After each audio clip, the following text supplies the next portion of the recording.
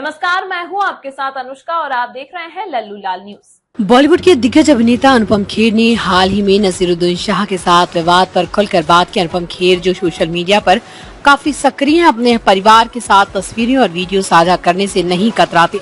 उनके बेटे सिकंदर, पत्नी किरण और मां के साथ अक्सर उनकी झलकियां देखने को मिलती हैं। हालांकि जब भी कोई विवाद होता है, अनुपम खेर उसे सार्वजनिक मंच पर उठाने से भी पीछे नहीं हटते। 2020 में दीपिका पादुकोण जब जवाहरलाल नेहरू विश्वविद्यालय में छात्रों के प्रदर्शन के दौरान दिखी, तब ये विवाद शुरू हुआ। उस समय अनुपम खेर ने दीपिका के खिलाफ बोलते हुए अपने विचार रखे, जबकि नसीरुद्दीन शाह ने दीपिका का समर्थन किया। इस मुद्दे पर नसीरुद्दीन शाह ने अनुपम खेर को साइकोपैथ और जोकर जैसे शब्द कहे और ये भी कहा था कि अनुपम खेर के खून में है, इसे गंभीरता से नहीं लेना चाहिए।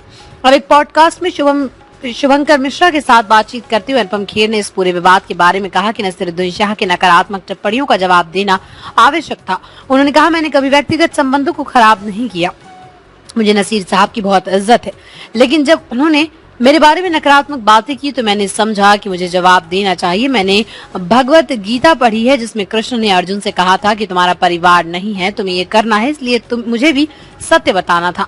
अनुपम खेर ने इस बारे में बताया कि राजनीतिक मतभेद होने पर व्यक्तिगत संबंधों को खराब नहीं किया जाना चाहिए। उन्होंने कहा, मैंने हमेशा व्यक्तिगत संबंधों को प्राथमिकता दी।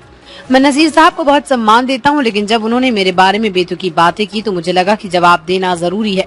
अनुपम खेर ने यह भी बताया कि इस विवाद के बाद जब दोनों एक बार मिले तो उन्होंने एक दूसरे को गले लगाया। ये दिखाता है कि भले उनके बीच मतभेद हो, लेकिन व्यक्तिगत संबंधों का महत्व हमेशा बना रहता है।